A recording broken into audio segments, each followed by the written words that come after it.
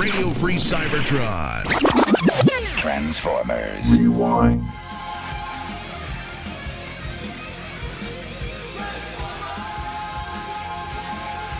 This week on Transformers Rewind, it's Bullet Train to the Rescue from Robots in Disguise. You're finished! Compression injector! Power stroke missiles! Diesel Destructicon! Dragon mode! Dual Corporation Dragon Fire! We need some extra push. You know what that means? It's time for a little cold fusion. All right, everybody ready? Let's do it! Bullet fusion mode!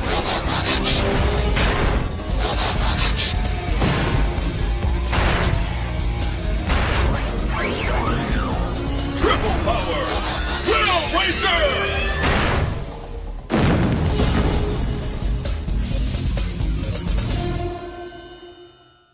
Wow, how come we can't do that? I don't know. I think they're double jointed. Maybe they could teach us how to do it. I was never a good student. Come to think of it, I wouldn't want to fuse with you guys anyway. This episode features lots of trains. Mm-hmm. Rex. Yeah. Yeah. Bullet Train to the Rescue. I never actually knew this until I was reading the wiki today. Apparently, the episode was going to be Bullet Train Rescue. Potentially. And that makes way more sense. Because they're rescuing a bullet train. And conveniently, the Autobots happen to have 3 bullet trains on staff. Not just waiting out there. Handy. Conveniently. It's one of the weird aspects of RID where it's like the Autobots actually like have day jobs. And they are into them. And like I like that. I mean, you know, that's the thing about it. Yeah. I mean, G1 did that a little bit, you know, like you might see Red Alert or somebody out there, like, you know, stopping fires with his Lamborghini mode. But in this, so they always did that independently. It wasn't like they were right. It wasn't their job. Like, they were just doing it. You know, it's like, oh crap, there's a fire. Let me stop it. Now these guys are like running commuter trains, and like, you know, they're like They're contracted out to do weddings and stuff like that. That's insane. But it's like, but this is a weird episode for that because it seems to imply in this one that the humans are aware that they have Autobots. You know, when Real Spike actually just you know radios into the office and goes, "Yeah, I gotta go, guys," and nobody is like, "What the train is talking?" Nobody reacts. They're just like, "Oh, but now the trains will be late," or whatever. 4 episodes in, and they're already used to the Autobot shenanigans. So, you know, watching... Well, I think it's just a dub thing, for instance. I don't think it was, like, in the original, but it's a weird... That would probably make more sense. So watching this, it's not something that's in other episodes. It seemed to me like the humans were just in shock that... Who was it? Maybe. It just seemed like the humans were like, what? Because it's not like, okay, we'll see you back at 5. Yeah. No, the reason I say that is... I specifically remember when I wrote this one up for the wiki like ages ago because it's one of the few episodes of Car Robots that's been subbed out there, is that RID actually cuts a shock reaction from an engineer whenever Real Spike says, "I'm off." You know, it cuts out somebody going, "Oh!" Yes, sir. There's that anime gasp noise, that gulping noise that they make. Anime cartoons. Yeah, and they cut that out. There's just this guy's not there anymore. How does that go again?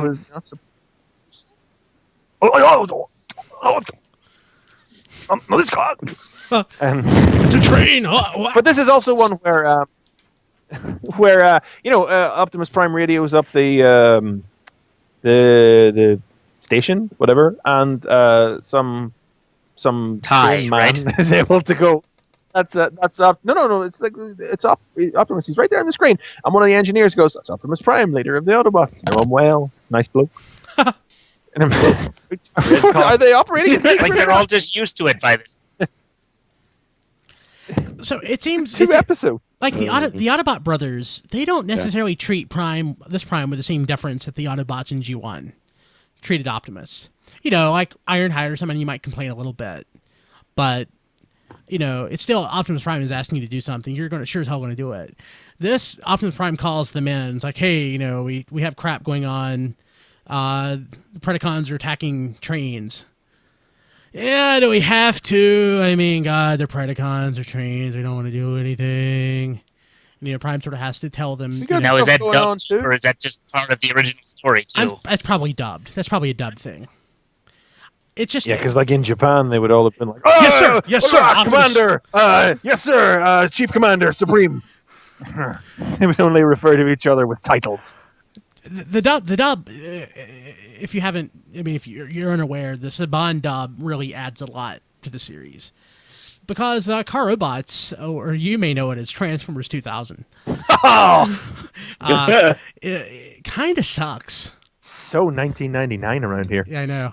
It kind of it just kind of sucks. And whatever your opinion of Robots in Disguise is, it's light years better than the original source.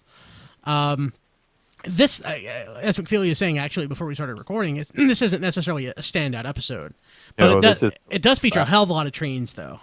And of course, even 12 years later, rewatching this again, my first reaction to Team Bullet Train was, holy crap, it's Gen I and Agent J. Yeah, exactly. That is exactly what I said. But this sets up one of the themes, though. I mean, it's not, I don't think it's the first instance, but it's something that's consistent throughout all of Robots in Disguise, is Skybite wants some respect. And he needs respect, and he doesn't get it. Yeah, but he hasn't... Still hasn't. Still waiting. Need to get in that Hall of Fame, guys. He still hasn't reached his lowest point. He's still trying. There's nothing overtly goofy about him in this episode. And that might be the problem with the episode, to be honest, because this is before the show has really given in and just started being fun and funny. It's still trying to present the Predacons as somewhat legitimate threats, even if they are chasing a train. And shooting other trains, but oh yay, thankfully there's no injuries. Don't attack those empty trains, Slapper, that are running somehow. Surely there were no people on board.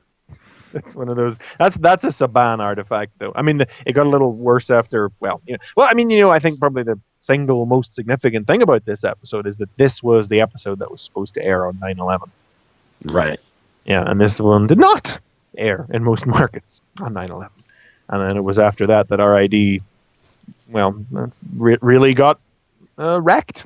I think people would probably remember RID a lot better if it hadn't been for all of that. Truly. Sadly, that's like the only reason Robots in Disguise is famous now. Yeah, probably would have helped if the toys were better, but Hey. They had some good moments. It's just that they weren't very durable. Yeah, I really love Skybite. He's a great transmittal too. Yep. Real Racers. This is Real Racers episode. I like Team Bullet Train. They're a little stiff, and I can't look at mine without crying now because it's yellow down one side. So I actually don't have it out. It's transformed and hidden somewhere because I can't look at it because it makes me weep.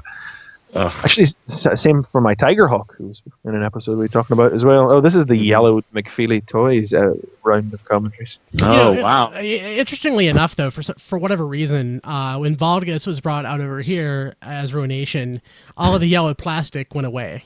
Yeah, weird. I don't know what the deal with that. We never really found out why. What the deal with that? I don't know. I was on the internet and I saw that someone had posted said Ruination for sale, and I'm like, that's Valdgus. I didn't say that's Valdgus, but I was thinking that, and don't know why. Never understood why they changed the color on that. I like the yellow, or gold, or whatever it's supposed to be. Mustard brown color. Brown mustard. It's a shame no one seems to be in a hurry to put Robots in Disguise on DVD either. Didn't we find out it's coming out? No. Oh, or was it something else? Animated. Yeah, animated's happening. Okay. Yeah. Because nobody really knows what's up with RID. No, I mean, I could. I have those Region 6 I happen to have the series on DVD because it was released here. But yeah, we don't really know what the deal with RID was. We know Disney acquired it when Disney bought Saban. But then Saban started buying their stuff back. Saban bought we know they got Fire Rangers, but at first we thought it was just their live action stuff, but then they got Digimon back too. Yeah. But that was a separate buyout, so Robots in Disguise could still be in limbo for all we know. or just with Disney. I mean, Saban may not have any interest. Same in it. thing, really, when you get right down to it. I can't imagine that Hasbro has zero say in what happens to that show as well. So, I mean, I don't know how it works, but I don't know. Yeah, so it's an odd one, but I mean, it was released in a couple of formats over here in the UK, so it's still out there to be acquired. I mean, it's not in print anymore.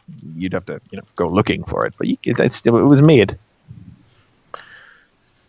And yeah, so I'll just rub that in, and this is not a good episode of it.